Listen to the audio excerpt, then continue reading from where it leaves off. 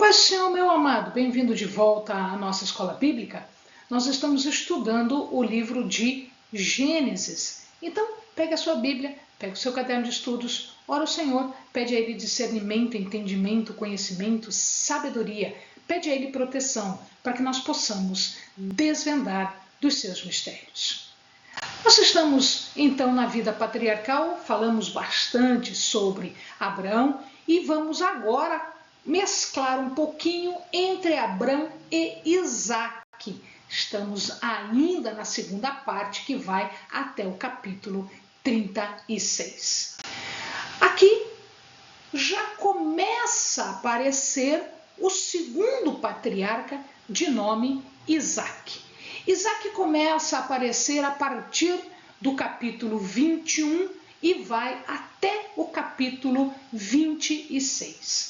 A começar pelo nome de Isaque. Nós já vimos no vídeo passado. Isaque significa Deus ri-se ou ria-se, né? Ou significa que Deus fez riso. Isso significa duas coisas. Primeiro, a felicidade,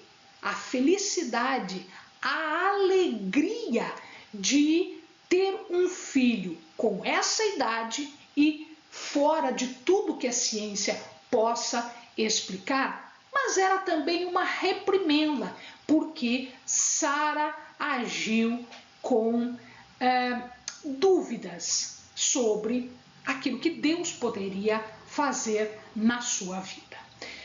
Ele nasce quando Abrão tinha 100 anos e, óbvio, Sara estava muito próxima a isso.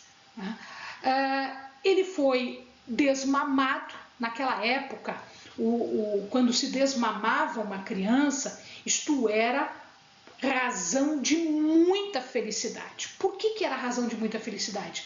Porque a maioria das crianças não chegavam a ser desmamadas. Havia muitas doenças, muitos problemas pelos quais as crianças morriam antes, uma fase anterior ao desmame. E aqui Israel é desmamado. Mas quando isto acontece, quando a festa acontece, né, do desmame, Sara percebe alguma maldade em relação a Ismael. Ismael, mais velho, ele já tinha muito mais de 15 anos, ele era zombeteiro, ele caçoava. Essa expressão pode significar que ele importunava, ele insultava Isaque. Isaque era criança. Isaque tinha alguns anos de vida, uns 2 anos, 3 anos de vida. É mais ou menos nessa época que se desmamava. O desmame naquela época era mais tarde. Então, o comportamento de Isaque não era o que se esperava de um filho de Abraão. Sara tinha receio de que Ismael pudesse, de alguma forma, prejudicar Isaque, ou fisicamente ou espiritualmente. Então ela conversa com Abraão e diz: eu não quero que os dois fiquem juntos. Abraão se entristece. Abraão se entristece um monte, porque, primeiro, ele não queria expulsar o seu filho, porque Ismael era o seu filho. Era filho dele com Agar, dele com a escrava. Mas Isaque era o filho da promessa, era o filho que Deus tinha dado para ele, porque Ismael foi um arranjo humano, que Deus não queria, mas permitiu e iria abençoar Ismael por ser filho de Abraão. Mas Isaque era o filho da promessa. O povo chamado viria de Isaque, era a semente desta promessa. Mas uma segunda razão pela qual ele se aborreceu é que ele não esperava que o seu filho tivesse uma conduta como aquela. Então ele se entristecia de um lado e do outro lado, ou por ser filho seu e estar expulsando, vamos dizer assim, e por outro lado, porque ele não esperava um comportamento como este do seu filho Ismael. Havia contraste, né, entre um e outro. Muito provavelmente quem criou Ismael foi Agar e não Sara, apesar de que esta era a razão pela qual Agar foi dada a Abraão, para ter um filho. Mas, na verdade, a criação não ficou do jeito que queria, porque Agar era a mãe biológica de Ismael. Abraão ficou aborrecido, mas Deus disse: faça o que ela está dizendo, faça o que Sara está dizendo, eu vou abençoar o teu filho também, eu vou abençoar, ele será grande nação, como de fato foi. Ele é o pai de todos os árabes que nós conhecemos hoje. São os ismaelitas, que depois se subdividiram em várias tribos, dando origem, então, à população daquela época, que eram os árabes. Agar sai de madrugada, que é um hábito, quando se tem certeza daquilo que vai fazer, você já sai cedinho, sai cedo, e ela só para quando a água termina. E quando a água termina, ela coloca a criança numa sombra e fica longe da criança, né, e vai para uma outra sombra esperando a morte por sede, né, por desidratação. Eles clamam por auxílio. Tanto ela quanto ele clamam por auxílio, porque ele já era grandinho. Então, ele também clama por auxílio. A palavra diz que Deus ouviu. Deus ouviu Agar? Não. Deus não ouviu Agar. Deus ouviu Ismael. Deus ouviu o menino. Deus ouve o clamor de Ismael, não o dela. Por que não o dela? Porque ela não quis enfrentar a situação, dar um apoio para o menino. O menino, segundo ela, ia morrer sozinho, de sede. E ela não queria nem ver isso, não estava apoiando o menino. Mas o menino clama a Deus e Deus ouve o menino. Os sábios dizem que, como assim Deus ouve o menino e apresenta um poço que antes eles não tinham visto? Por que Deus ouve o menino? Mais para frente, esses descendentes de Ismael vão se recusar a dar água aos filhos de Israel quando eles estão passando, saindo do cativeiro. Eles recusam água. Eles recusam água. E Deus, sabendo que isso ia acontecer, por que ele não recusa a água? Quando eles foram levados por Nabucodonosor, eles recusam auxílio. Por que agora Deus não vai recusar auxílio? Dizem os estudiosos, dizem os sábios, que Deus não julga uma pessoa por aquilo que os seus descendentes vão fazer. Ismael não tinha feito nada. Ismael merecia apoio e auxílio. Deus não julga e não pune por aquilo que eu ainda não fiz.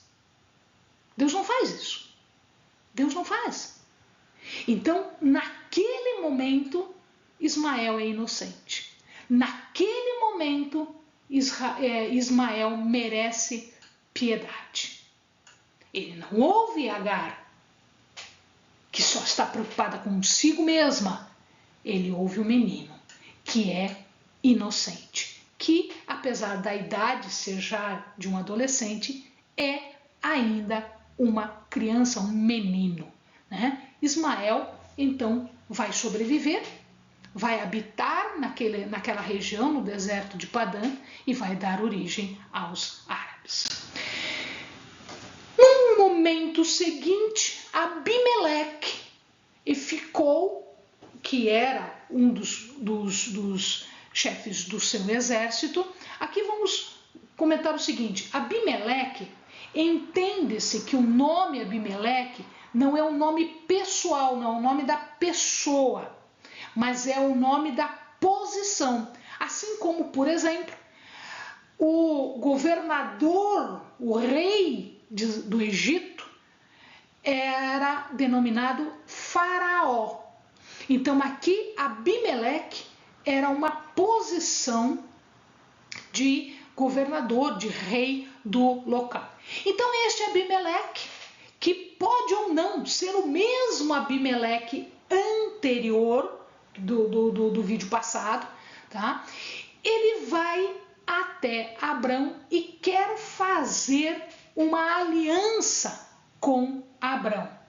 Eles se encontram num local próximo de Gerar, a uns 40 quilômetros mais ou menos de onde Abrão morava, de onde Abrão estava.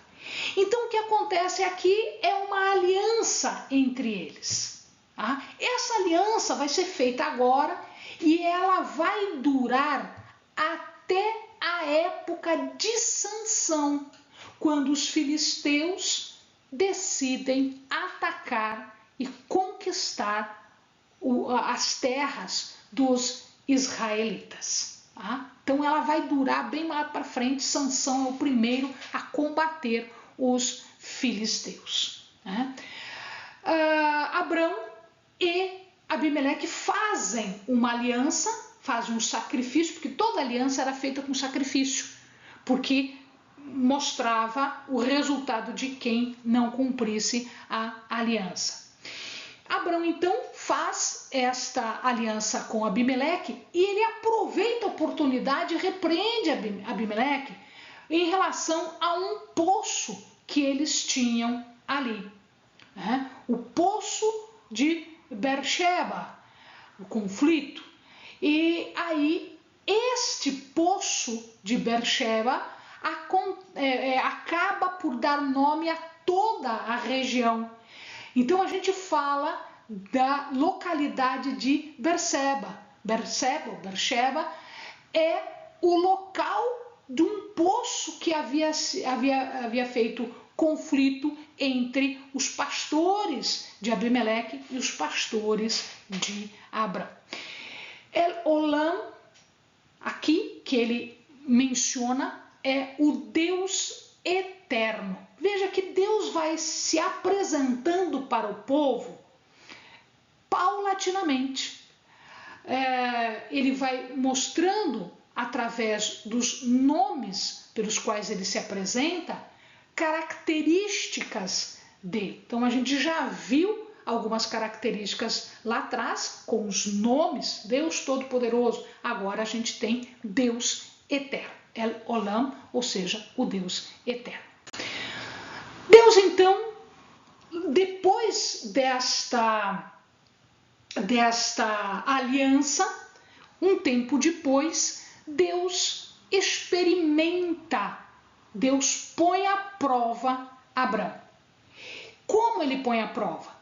Ele pede que Abraão sacrifique Isaque, seu único filho, o filho da promessa.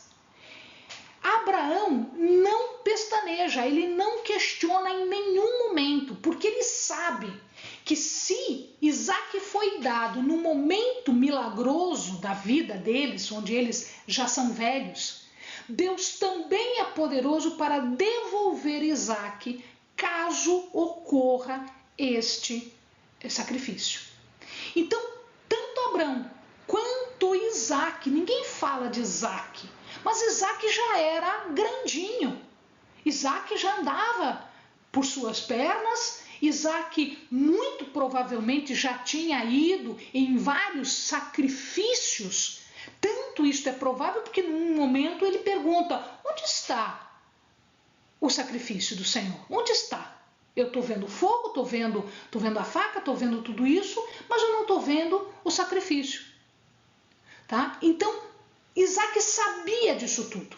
Isaac é uma vítima, né? No caso, calada, que não questiona o seu pai. Ele age como um servo sacrificado. Ele age como um servo sacrificado, que se dá em sacrifício. Então veja, a certeza de Isaac era a mesma certeza de Abraão. Ok? Se é isto que tem que se fazer, então é isto. Olha lá, Abraão amarra Isaac. Ele atavia Isaac numa rocha para ser morto. Isaac poderia fugir? Sim, ele é jovenzinho. Abraão já é velho. Será que ele poderia resistir e fugir? Claro que sim, mas ele não fez isso. Isaac se entrega ao sacrifício. Tanto Abraão quanto Isaac revelam fidelidade, obediência. Havia uma certeza ali, a certeza de que tanto Isaac quanto Abraão voltariam do sacrifício. Essa certeza não é fácil, essa certeza não é simples. Essa certeza levava em consideração uma fé, uma confiança muito grande em Deus, que tanto Isaac quanto Abraão tinham neste ponto. Eles vão caminhando juntos em direção ao monte que Deus iria indicar, ao Monte Moriá. O altar foi edificado, Isaac está levando a lenha, Abraão estava levando o fogo e o cutelo. Todo mundo sabia o que ia acontecer. Onde está o sacrifício?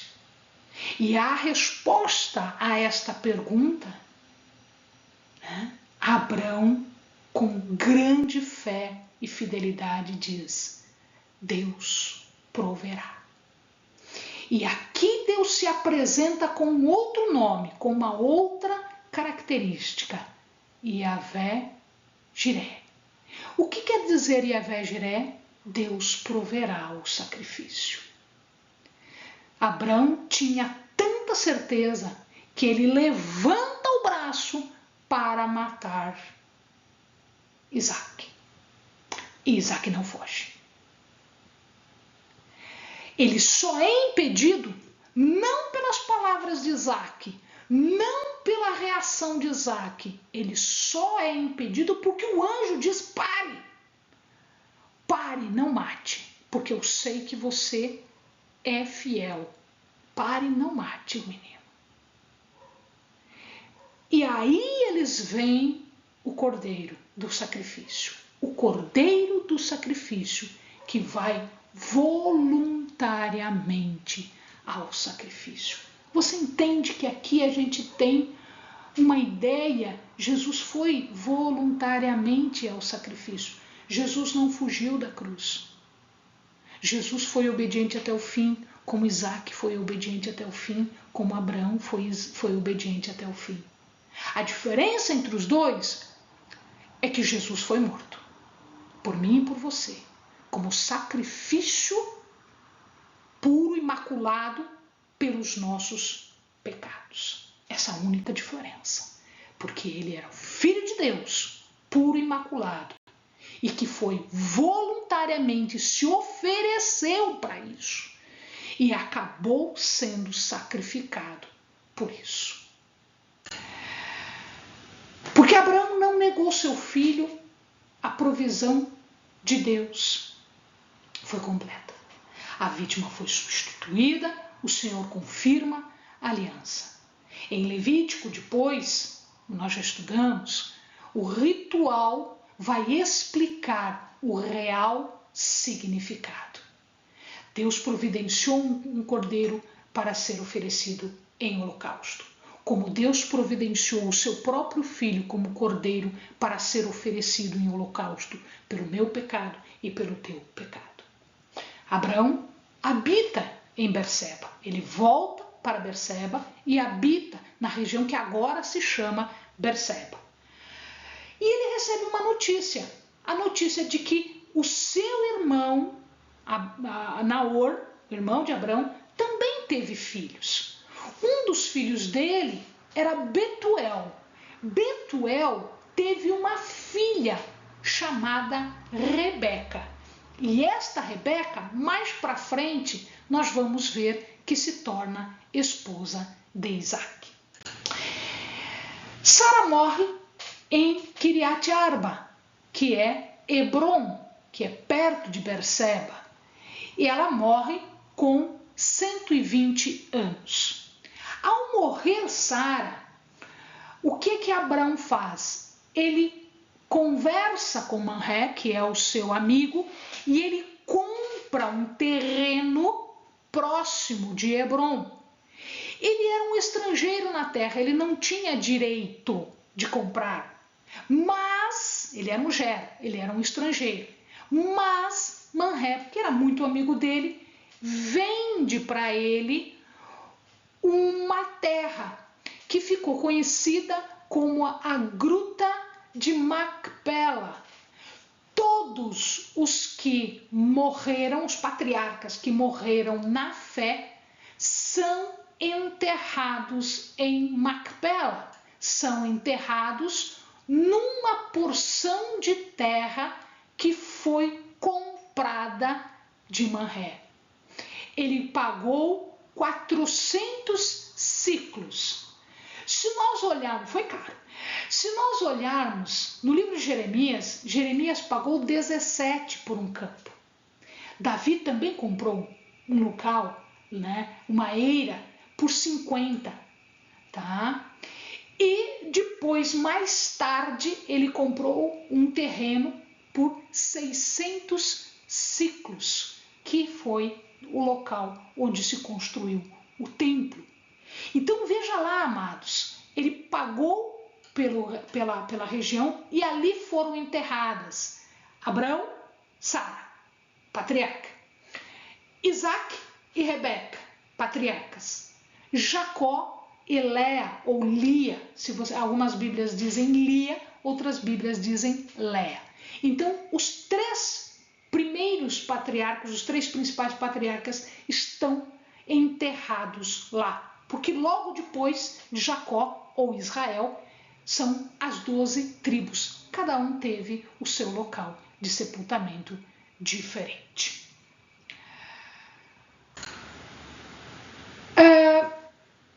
Abrão, depois da morte da mãe, da esposa de Sara, viu que Isaac, depois da morte da mãe, ele ficou mais entristecido e ele, como velho, ele disse, não, eu vou ter que tratar da descendência. Então, ele estava velho e cheio de dias, ou seja, ele viveu bem os seus dias. Ele manda Eliezer, que era já de idade, ele vai mandar Eliezer para Padã Aram, lá na cidade de Naor, seu irmão, de onde ele tinha saído muito tempo atrás, e ele vai ser mandado para realizar um casamento da família de Abrão, junto à família de Abrão. Então, Eliezer vai com o objetivo de tratar do casamento com uma das filhas dos filhos de Naor, seu irmão de Abrão. O objetivo era casar dentro do povo de Deus. Ele leva muitos presentes, tá? Ele era um servo de bom senso, sereno, piedoso, e ele também tinha fé. A sua dedicação era uma dedicação para com Deus e para com Abraão, apesar de ser cananita. Olha lá, Deus não faz essa acepção. Ele era um cananita, mas ele tinha fé. Ele pediu a Deus um sinal, ele põe um sinal.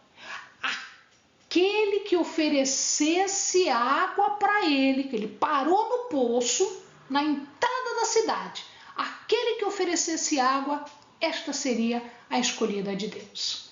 Não deu muito tempo, foi o tempo dele chegar ali, e vem Rebeca, ela era pastora, vem Rebeca, filha de Betuel, filho de Naor, irmão de Abraão, e diz: espera lá que eu abro o poço para você, eu te ofereço água e ofereço água para os teus animais. Ou seja, estava confirmado então o sinal que Eliezer havia proposto para Deus. Eliezer faz as explicações todas, dá os presentes todos para Rebeca, glorifica a Deus por tê-lo guiado, por ter feito em sucesso a sua empreitada. E é interessante que quem vai atrás disso tudo é Labão, irmão de Rebeca, e não Betuel, pai de Rebeca. Pode ser que Betuel estivesse já morto, ou pode ser que ele já estivesse retirado e o seu filho mais velho, Labão, é que estivesse à frente de todas as questões. Não deve ser a morte, porque mais tarde nós vemos que Betuel acaba aparecendo na história. Então ele estava vivo. Quem estava à frente de tudo era Labão. Tá? Eles perguntam a opinião de Rebeca, era um costume na época pedir o conselho da pessoa, e ela diz que sim, que tudo bem, que está correto, que muito provavelmente ela também já havia sido comunicada por Deus de que tudo estava correto. Ela então segue com Eliezer em direção a Berseba, e Débora, que é a sua ama, que é a sua serva, que amamentou Rebeca, fiel da família, ela acaba indo junto. Nós vamos ver que depois Débora é morta, mais para frente a gente vai ver na história que Débora é morta. No caminho, eles encontram Isaac no caminho, não encontram em Berseba, eles encontram em Beer-lahai-roi. A gente já falou de Beer-lahai-roi, que é o poço que Deus vê, era o poço de água que Deus vê. O que Isaac estava fazendo ali, meu amado? Isaac estava orando. Isaac foi um grande patriarca. Amém, amados? Bons estudos.